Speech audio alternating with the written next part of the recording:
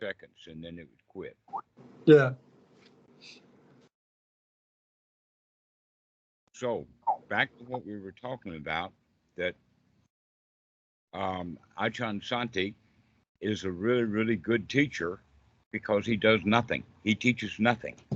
Right. Yeah.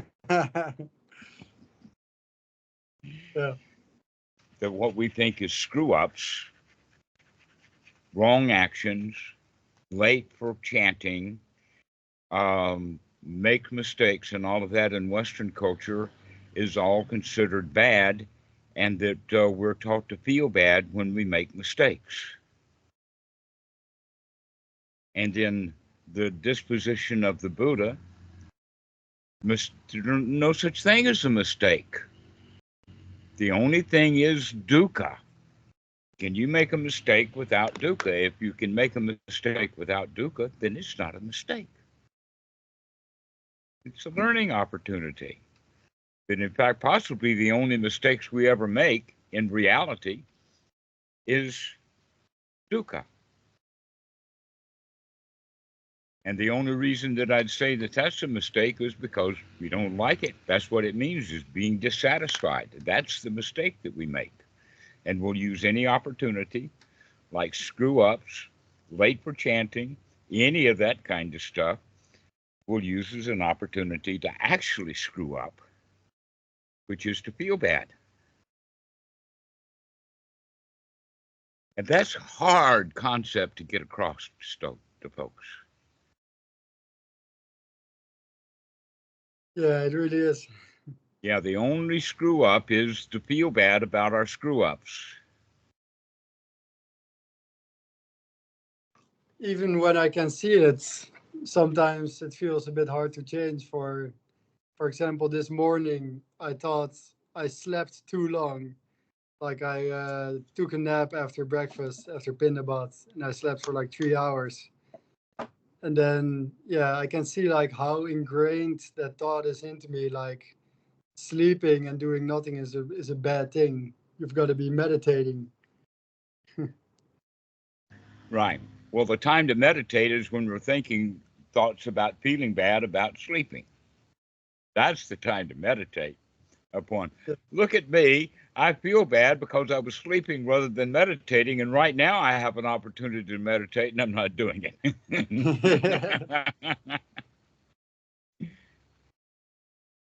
That does bring up a point that the Buddha said, and this is a quote from the Deepa Bhawan chanting book, that you should only lie down to rest, and yeah, not to enjoy like lying down. Do you have any comment on that?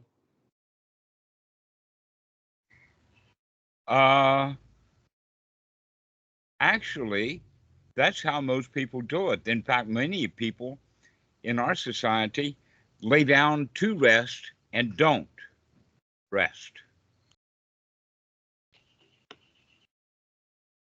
And that there is a sutra, I forget the name of it, in the Majjhima Nikaya, where the Buddha and Ananda have gone to a group of lay people, and the lay people are asking the Buddha questions, and his back is hurting. And so he said to Ananda, my back is hurting. I'm going to lay down to rest. You take over. Okay, and so Ananda took over and talked about basically 4 jhanas, which was good to think, found better things to talk about to these lay people. But the point that we're making here is that, yeah, there's often opportunities to lay down to rest.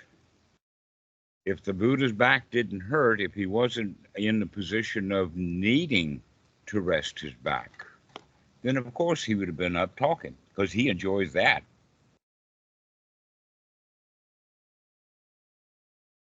But Westerners, when they hear that the Buddha says that laying down is laying down to rest, that you're not supposed to enjoy it, they'll take that as some kind of rule, thou shalt not lay down. I've seen that happen a lot. I mean, people will sit up all night meditating rather than taking the time they need to rest.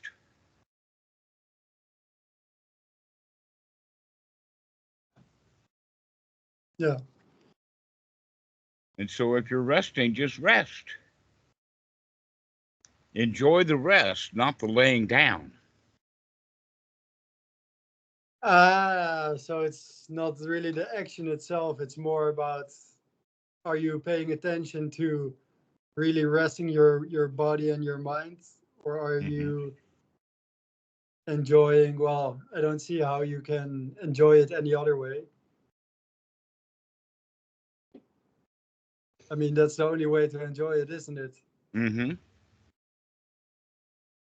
That in fact, let us say that people who are in a state of depression, a mental state of depression, will often spend a whole lot more time in bed laying down than people who are not depressed, thinking that why bother, I might as well just lay down and enjoy laying down, where in fact the enjoying laying down doesn't have any real value because they're still having a whole lot of thoughts about poor me. That in fact, when you talk about depression, the easiest way to look at it is that people are depressing their joy. That's what depression is all about. How dare you enjoy yourself? You're supposed to be misery to the point of needing a doctor, medication, and maybe getting locked up. That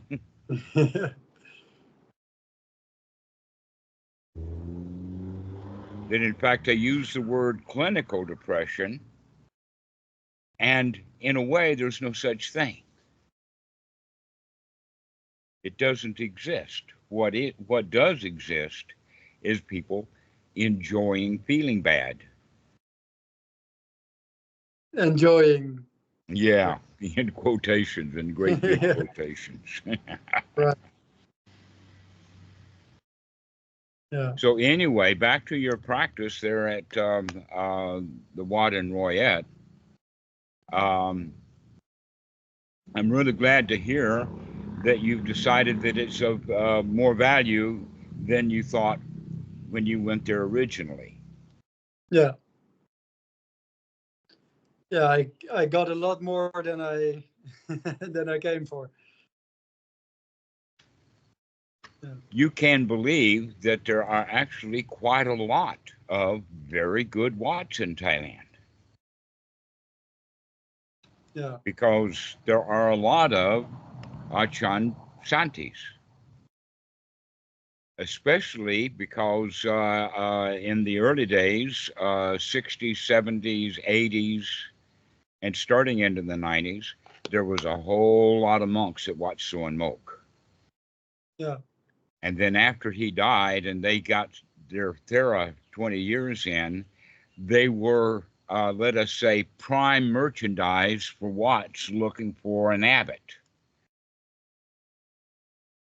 So most of the students who became Theras at Wat Suan Mo wound up going all over the country, becoming abbots at one Wat or another. Now you say that Achan Santi actually isn't the abbot of the Wat that he's at. Do you know whether or not the abbot that is there, is he also a student of Bhikkhu Buddhadasa? More than likely, the answer would be, of course.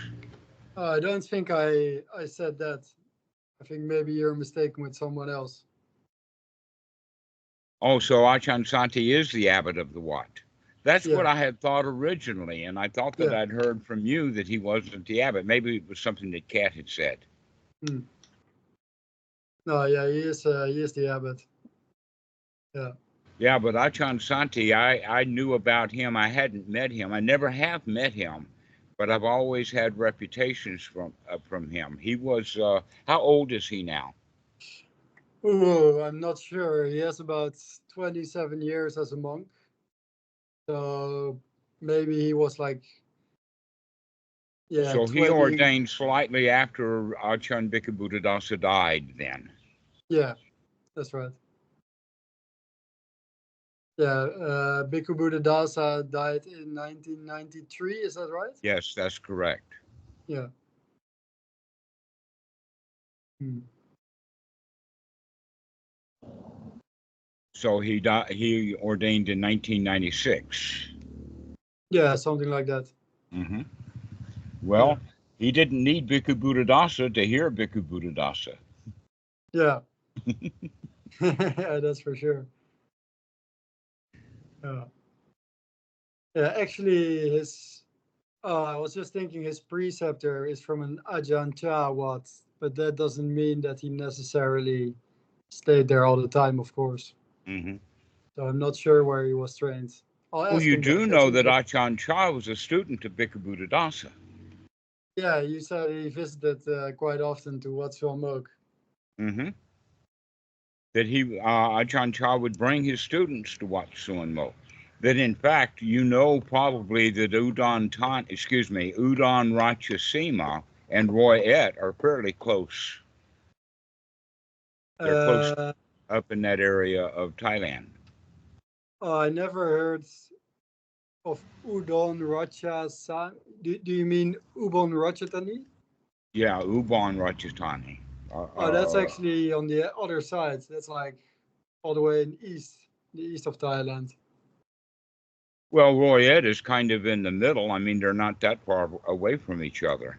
Ah, I thought you were talking about Suan Mokkh and Ubon Ratchathani. No, I'm talking about Roy Et. That Right. they're quite close together. Yeah. Yeah, there may be an Ud. So, what Pananachat is where? Very close to me. It's about 2 hours away in And Ubon. and where by name? In Ubon Ubon. Right. Ratchathani. Yeah. Okay. Yeah. So Udon Ratchasima, I don't know where that is. I might have made that up.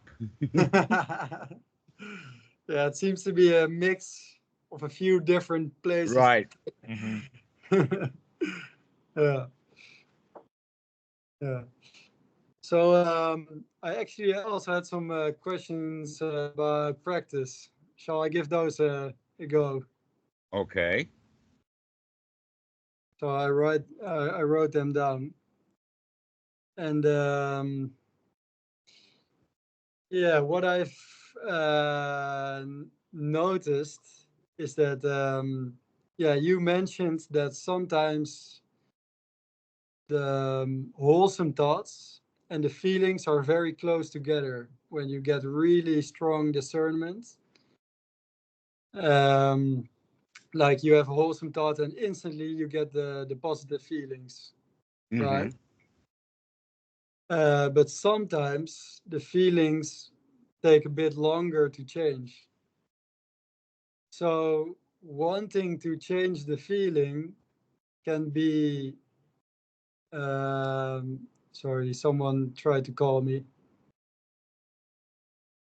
Okay, you're back. Um, so sometimes wanting to change the feelings is wise wanting because you can do it like right away with a wholesome thought. Yes. But sometimes it's not wise wanting because yeah, it takes a little while to change the Vedana. The The feeling. better that you get at it, the more skilled you are, the more training that you have, uh, will allow you in that gap to, number one, shorten the gap, and number two, be okay with the gap. That in fact, the attitude does drive the feelings, and the feelings will drive the attitude. Let us say that the feelings drive the attitude for more ignorant people, and the wise, their attitude will drive their feelings. But in both cases, they condition one another. That in fact, in the Anapanasati Sutra, it talks about it in the Vedana section. Sorry, do you have 1 second? There's someone at my door. I'll be right back. Okay. All right. Thank you. Oh, sorry.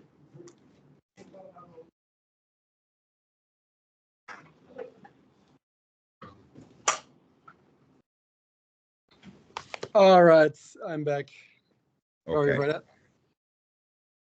Yes. So as I was about to say, in the Vedana section of the Anapanasati Sutta, it talks about mental conditioners, that feelings condition the mind. And when we begin to see that, then we can kind of turn it around so that the mind or our attitude begins to condition the feelings because they're interrelated. Now, in the case that you're talking about, you have the right mental attitude, but then the feelings are not there. And so now the feelings affect the attitude. Oh, poor me, I can't feel as happy as I want to say I am. Right. Yes, that's yes. exactly what I'm getting at. Yeah. But I realized that yesterday, and then I saw like the significance of sometimes you feel like a nut, and sometimes you don't. Mm-hmm. Sometimes the feelings are just not there at the moment, and you just gotta change your feeling about that And feeling, right? that's right. That's okay. So that you Yeah. remain the good attitude and the feelings will follow. But if you let your feelings lead, they will lead you back into an unwholesome attitude.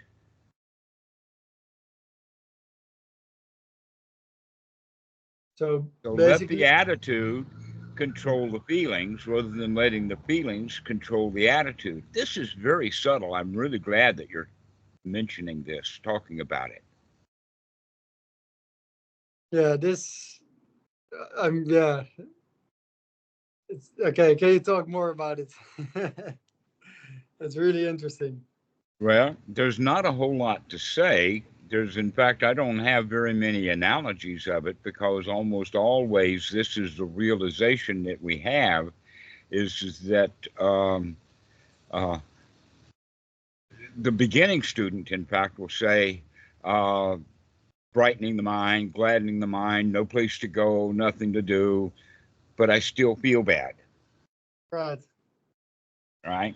But I still feel bad means that now the feelings are more important to them than the attitude. They want to fix the feelings,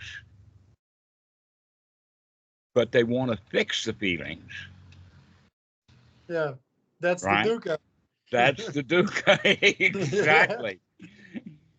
And wanting something you don't have is the dukkha. But as you progress into the middle of the path, then in the middle, you have the right attitude. And when the feelings are not there, we can say, aha, I see that. And that's okay. And then we begin to feel better immediately because our attitude doesn't change into the unwholesome and go along with the feelings. That in fact, the feelings begin now to go along with the attitude.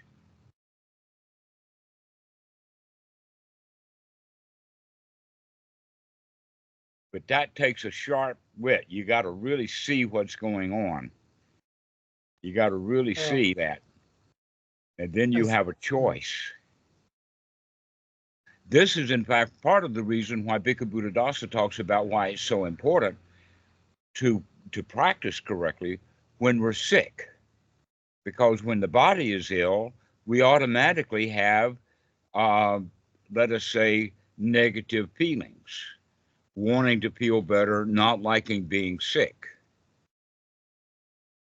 But the correct practice would be, all right, the body is sick, the feelings are sick, but the attitude is we can handle that sickness. Yeah, you got to be a champion. Yeah, we could be a champion. We could be a sick champion, but we're still a champion. Right. Yeah. And with that, then the feelings will begin to go along then with the attitude that it's okay. It's okay to be sick. Let me rest. Yeah. And then the psychosomatic stuff really starts into play. This is what the doctors have known about psychosomatic illnesses and problems and all of that, but they don't really recognize that the psychosomatic works in two ways. One is that when we're sick with a bad attitude, we're sicker. And when we're sick with a good attitude, we're not so sick. And in fact, we'll get better quicker when we have that champion's attitude that I can handle being sick. And there's a lot of people, when they get sick, they'll just wallow in it. Oh, poor me. And then the poor me lasts longer than the sickness. In fact, some people get to the point that they don't even like the fact that the body feels better because they got used to feeling so bad in the first place. So they'll just stay sick in the body because their feelings and their attitude is sick. It's like you would rather fall from the first floor than from the fifth floor. So you're just gonna stay down. Yeah. Mm-hmm. Yeah. And so they kind of stay down. But the other way around is that when a noble gets sick, that's okay. And so then the feelings are okay because the attitude is okay.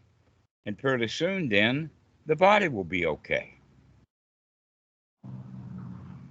It's almost like our attitude. You see, everything is a chemical.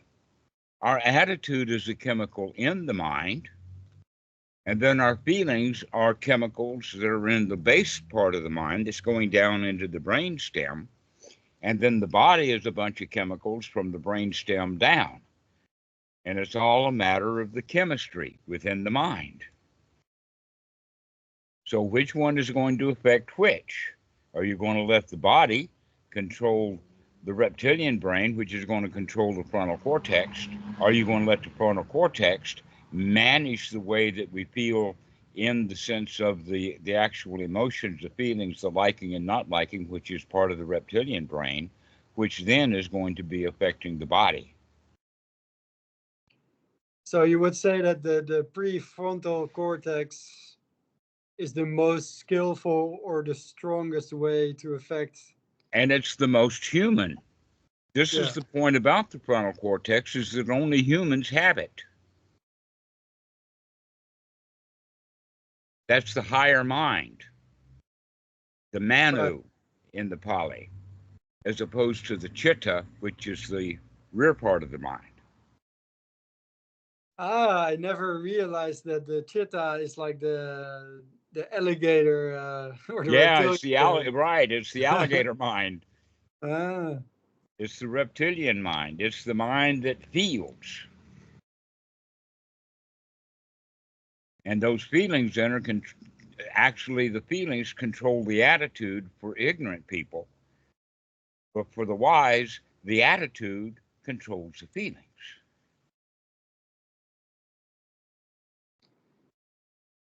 so with the gladdening of the mind, with the right attitude, we're trying to control our attitude about the body, about the mind, about our perceptions, and yeah, Mm. and all phenomena. So basically,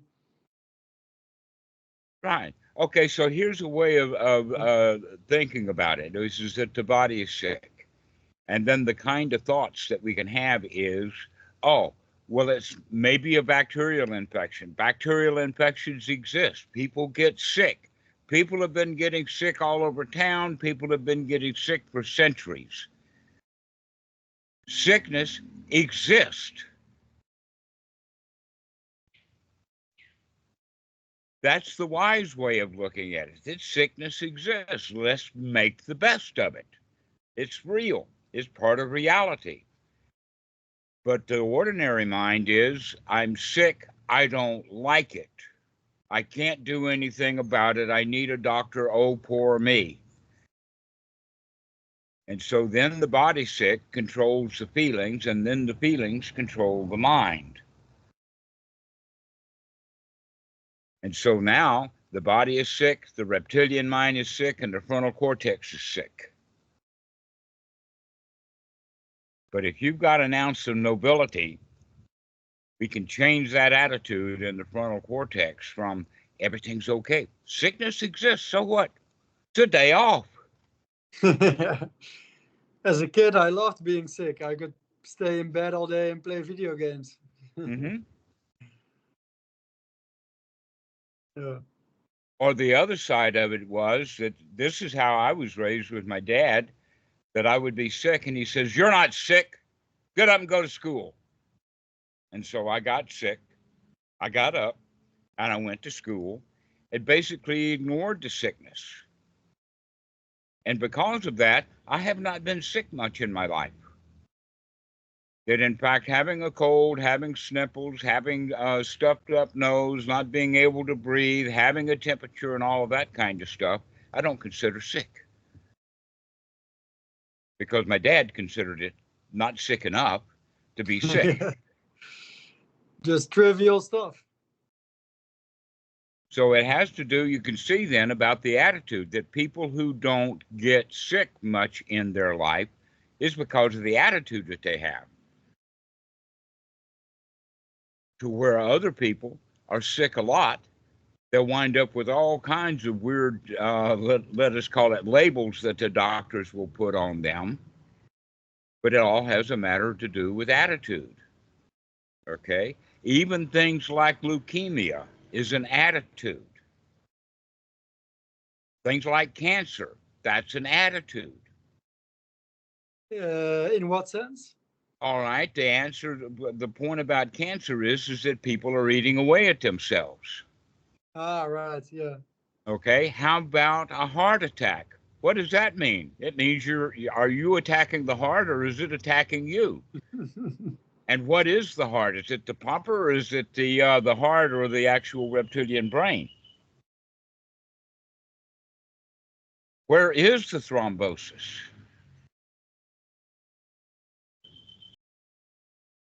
Why do arteries get clogged up? Well, a lot of it has to do with diet, but isn't our diet completely controlled by our attitude? Yeah, for sure. Yeah, for sure. Right. Yeah, I like sweet stuff, so I'm going to be eating a whole lot of sweets, clogging up the arteries, getting sick.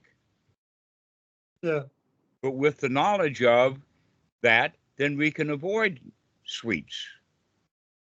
We can see that the sweets are dangerous. They're not delicious, they're dangerous. That's an attitude change. Okay. Yeah. So really healthy living is a Yeah. healthy attitude.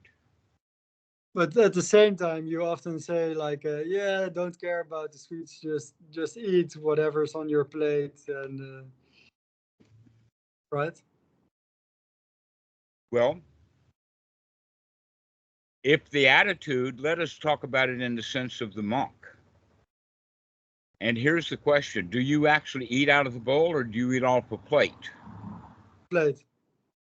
What do? Dump the stuff? Do you go for Pendabat, or do they cook it to what? Pindabat. Okay, so you take the stuff out of the bowl and put on a plate. Do you carry the plate on Pendabat? No. No. Okay, so why go through the extra step of taking the food out of the bowl and putting it on a plate? Well, first we gather everything on the plate, and then it gets like evenly distributed to all the monks. Oh, that's part of what Ajahn Chah would do at Wat Suan Mok. What we got put in our bowl, that's what we got. That's what we ate. Now, that's also possibly true because of the lack of it. Here's when I was at Wat Chulapatan and would go out on Vendabat, I'd have to take the bag, the bag, the kapow, You have to take that with you because you don't have enough room in the bowl, and that you can actually fill that kapow up and have more stuff in the kapow than in the bowl. So at Wat Chulalongkorn, we would go back and start throwing stuff in great big wash tubs, because the amount of food that you would get would be 5 times the amount that you could actually eat. Yeah. Now, there was actually an interesting tradition, because all of that extra food at Wat Chulalongkorn had a destination, because right next door basically was a grade school. And so it became that the parents wouldn't feed the kids at home. They'd give all the food to the monks. And then the monks, that the stuff that they couldn't eat, would give to the school, and the kids would eat at school. They didn't need to have school lunch programs. The school lunch program was the Wat.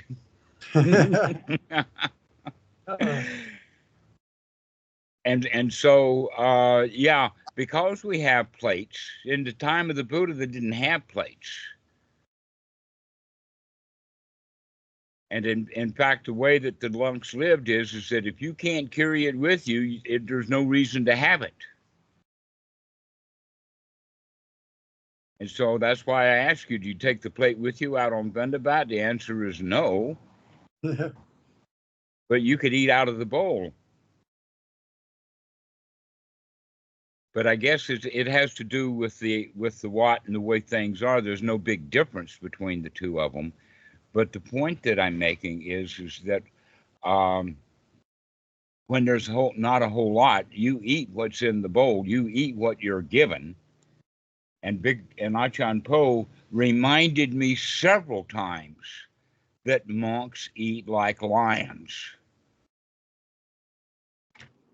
The day we make a kill, we fill right up like the lion does. But when that carcass gets stinky and old, we'd rather not eat it. You eat like you're in prison, right? Like you lean over.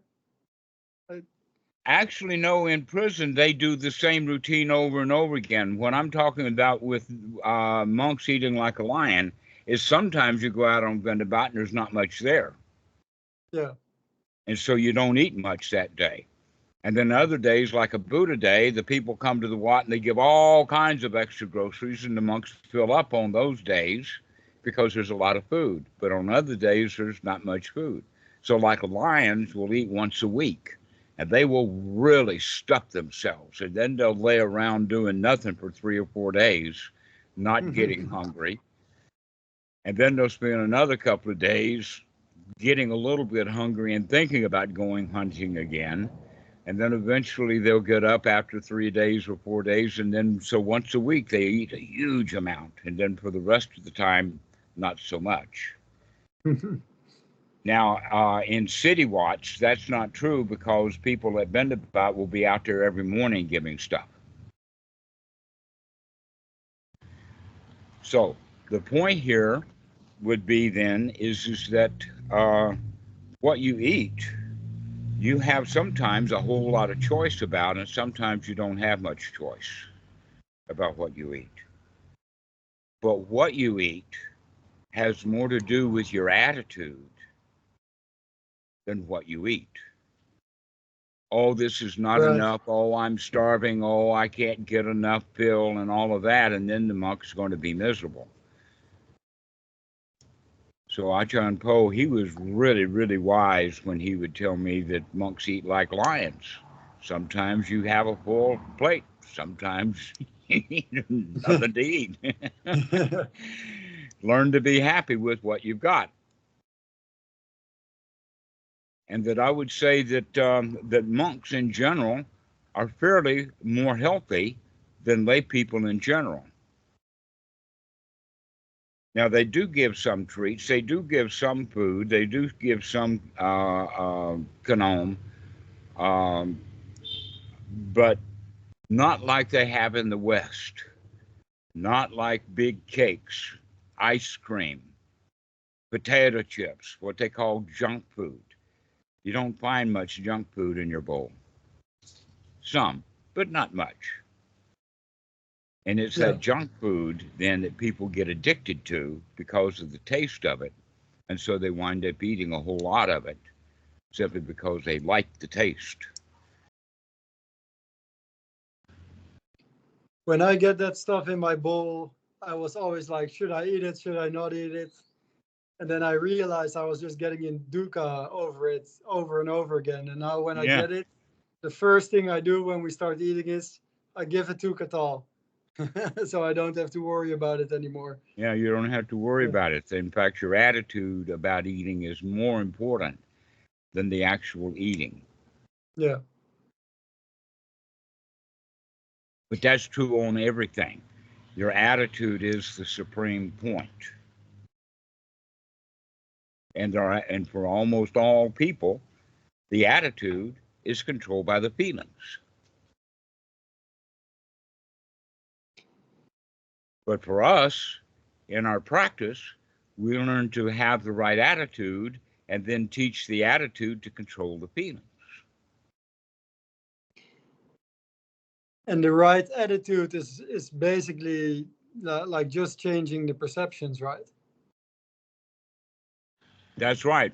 Yeah. Changing the perception will change the attitude. Yeah. In a way, you could say that the salayatana is actually the attitude. That's the contact. Mm-hmm.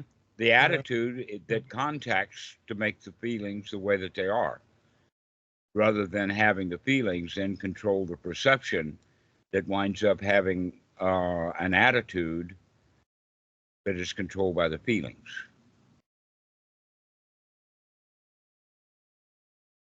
Okay. Okay? Yeah.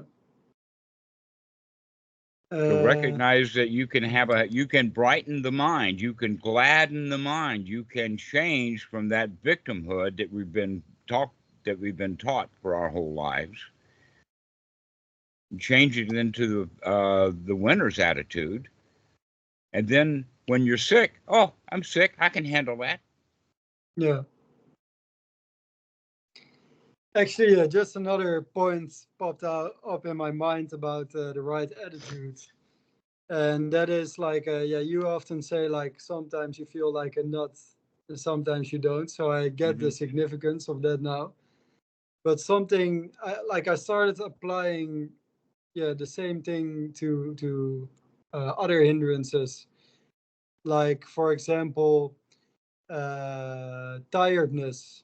Like sometimes I feel tired and I can do deep breathing, I can walk, I can lay down, but still I keep being tired. And then I realized, yeah, what if I just stop seeing the tiredness as a problem, even though it's a hindrance? Mm-hmm. And yeah, you often talk about laziness, that yeah, that's like okay to have as long as you're alert.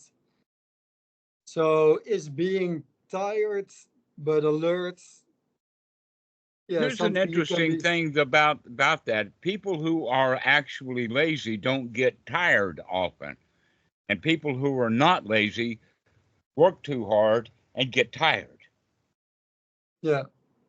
Okay, so from that context, being lazy means that you don't get so tired, but you do get tired. And when you are tired, you can see the tired and see that tiredness. Basically, there's two kinds of tiredness. And one of them, let us say, in the sense of alligator wrestling,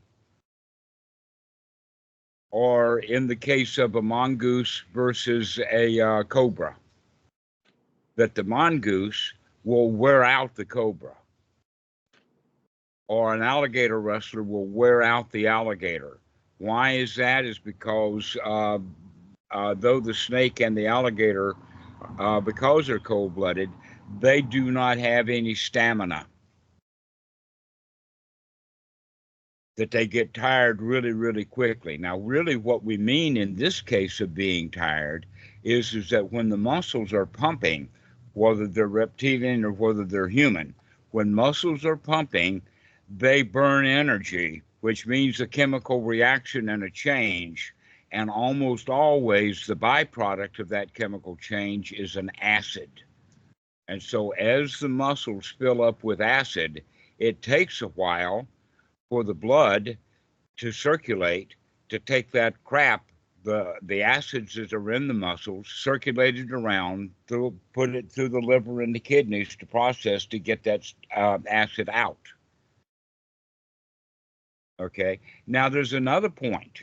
This is really interesting about the human anatomy and the chemistry is that those very acids then are stored in the liver and in the kidneys, so that when you have fear, when you have that fight or flight syndrome, that means then that the adrenaline gland, which is sitting right there with the kidneys and the liver, are going to then pull new acids out and create a new product called adrenaline and cortisol, which are then used for the energy that actually have those acids in them. But when you then expend that energy, it breaks down into amino acids again. Okay, but when the acids are being pumped into the blood, you pump a lot of oxygen in there with it, so that the adrenaline chemicals and the oxygens will burn up, causing a lot of carbon dioxide, create a little bit of water, and break back down into acid. So when you get tired, that means then that there is a lot of there's a lot of acid in the body. So that means then that one of the things that we could do is we could start to breathe better, which then will throw a lot of that acid, which by the way is called carbonic acid, which is nothing but carbon dioxide mixed with water. Carbon dioxide actually then is an acid that we can breathe out. This is why when you breathe well, you don't get so tired. But oftentimes when people are struggling, they hold their breath. Yeah, they get short breath. They have a short, well, not a pumping hard breath like like that. Well, they do that simply because that's a natural reaction from the brain that says you've got way too much carbon dioxide in your system. But we can actually intentionally, with the frontal cortex, breathe that way, which means that we will go into what we call hyperventilation, which means that now we've got way too much oxygen and very little carbon dioxide. It's kind of a high. But when we do it, that breathing, let us call it naturally because we're tired, that means that we already have too much carbon dioxide and all those other amino acids and things that are still in the body. So what then does tiredness mean? We basically see that there's two kinds of tiredness. One is that we were exerting, and the other one is that we're not breathing. So when people get tired and sleepy in church, it's because they're not breathing. I mean, they're just sitting in church. Yeah. Okay, or in case of Donald Trump sitting in court and he's sleeping. He didn't get tired because he was out pumping iron. He got tired because he had shut down. When was this? Oh, you don't watch the news at all, huh? No. For the past No, 5 weeks, the news has been filled with Donald Trump is sleeping through his court case. I see. He goes to sleep every day. Hmm. And the reason is that he's not breathing well. And his lawyers don't know what the issue is, and so they give him things to read. Guess what? For many people, reading at night, getting sleepy and tired and going to sleep is because when we're reading, our brain is active, but we're not breathing well. So you use more energy, but you're not breathing And well. so we're using more energy, but still changing the way that we breathe. Right. All right. So if you know that, then, and you've probably also seen that when you're sitting in meditation and you get tired, the right thing to do is to start breathing. Another thing to do is to get up and move around, because if you get up and move around, guess what? You start breathing. Yeah. But yeah, even with deep breathing, sometimes you just get tired. Yes, even so, with deep breathing, you still can exert so that you do Yeah. get tired. Yeah, it's especially like if I had a lot of dukkha, so to say, like a day where I have a lot of anxious thoughts, then yeah, you can really feel that like by the end of the day, you kind of feel like burned up and just like Right. really, really tired. All right. So here's something also that a lot of people don't know, but it's very scientifically true. And that we can start off with. In the wintertime, most of the heat loss happens through the head. This is why it's so important, if you're in cold weather, to wear a hat. All right. So now that we know that, we can also put two and two together to recognize that it's the brain that uses most of the energy.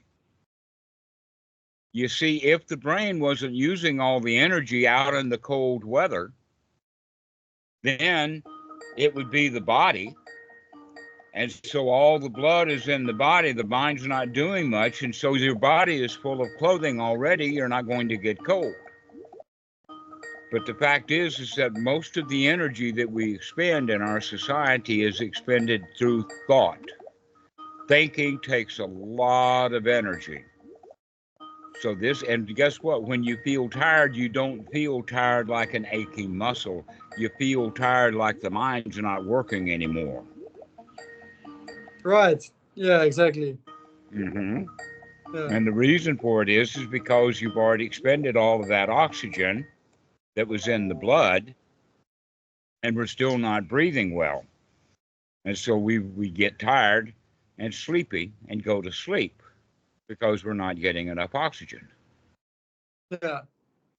Okay, so seeing how deeply related that is means that this is why the Buddha was so into anapanasati, to keep breathing.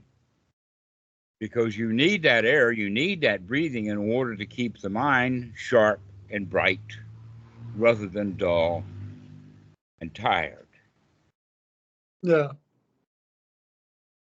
Thank you for that. That's really helpful.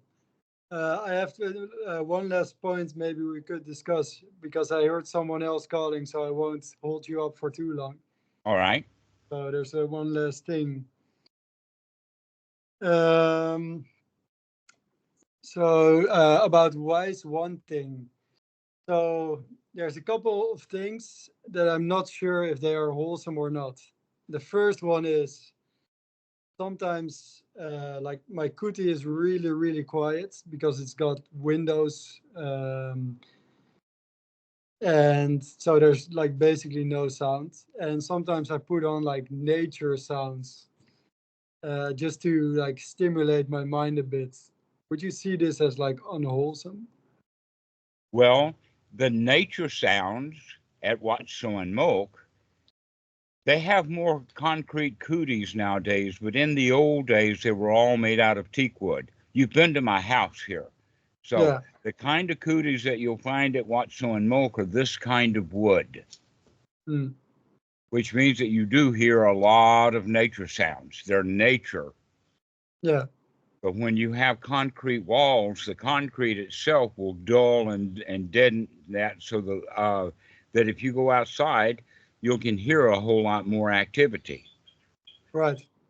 Okay, so what I would suggest then, instead of turning the artificial tape on for the nature sounds, is to go take a hike. This is time for walking meditation. But so it's really hot outside. So But sometimes you I get like. used to that. I mean, yeah, you're from Northern Europe. Yeah. Yeah, it's hot. Yeah.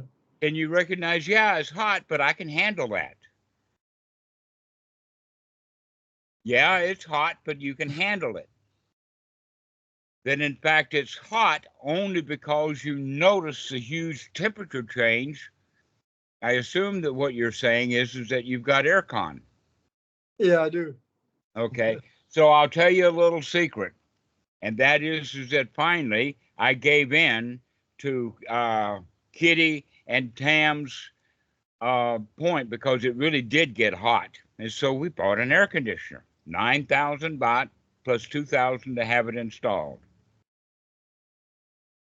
And so my position is more Thai, is to turn it off. Thai people in general don't like aircon. So here's the point now. When I leave the bedroom, the door is shut, aircon. I open that door and walk into the front room. It's hot. I Yeah. recognize that it's hot. Why? Because it's a change of temperature, sometimes 10 or 15 degrees, depending upon whether you're Celsius or Fahrenheit. But it's hot. That it'll go from 26 in the room to 32, 36 degrees outside. And I think this is hot. But I come out on the porch, and after a couple of minutes, I'm not thinking about it hot. I don't think about it being hot right now. But I'm not in the aircon. I could go into the aircon. As soon as I go in, I'll say, wow, this is so much cooler. But after I stay in the aircon for an hour or two, it's not cooler. It's just ordinary, or sometimes it feels cold. It's not in the correct temperature range. So that's the way to think about it, is when you say, yeah, but it's hot outside, the answer to that is only hot for 10 seconds, and then you get used to it. Oh, I spent about 2 hours outside this morning, just walking with the dogs and doing walking meditation and whatnot. And it wasn't hot until you went back into the aircon, and then it's No, cold again. before that, even I was still outside, and I was like, "Oh, it's so humid today." I'm like covered in sweat and whatnot, and it's hot. But But it does have a lot to do with attitude. yeah, for sure, that's true. And so people who were raised in a hot climate are used to it, and they have the attitude that it's okay. People Yeah. who were raised in the northern climates get used to lower temperatures, and so they don't like it when the temperatures are higher. But the fact is that humans could get along anywhere from, let us say, 18 degrees all the way up to 34, 35 degrees. That's a huge range of temperature. But we Yeah. don't like what we're not used to. So basically, what you're saying is go practice gladdening the mind in Yeah, the go heat. practice gladdening the mind when the temperature is 5 or 10 degrees higher than it is in the aircon room. Yeah. Because I'm not going to be able, nor do I want to, try to air condition this porch. I love the nature. I'd rather be in nature with a little bit higher temperature than being in the bedroom closed off with the aircon on. Yeah. Yeah. It makes sense. So go give it a try. Yeah, I'll do Every that. time that you want to have some nature sounds, go to nature. Yeah, fair enough. But yeah, things like that. Do you see it as like sensual pleasures or? Well, it depends upon what we're used to. Hmm. And remember that there is nothing wrong. You see, it has to do with our language. That sensual pleasure and sensual desire are two completely different things. Yeah, And that the Buddha was into being against sensual desire, which means going to the brothel, going and getting drunk, going and gambling, going shopping, that kind of sensuality, the as big ones opposed to, yeah, the big ones, as opposed to just being in nature and taking in nature's reality. and playing with the dogs, for example, Playing with because dogs is quite natural. because The dogs actually hung around. There were dogs around the Buddha his whole time that he was teaching. But in fact, you were asking about the Sutta Nipata. There's stories about the dogs and the Sutta Nipata. I'm surprised that there's no dogs in the Majjhima Nikaya. Oh yeah, they're good Dhamma teachers. They're good Dhamma teachers. Yeah. All right. All Well, right. let's finish Yeah. this off, and I'll go talk to Dean. Okay, thank you so much. This was really a great call. Yes, I enjoyed. All right, see you. Bye-bye. Okay, bye-bye.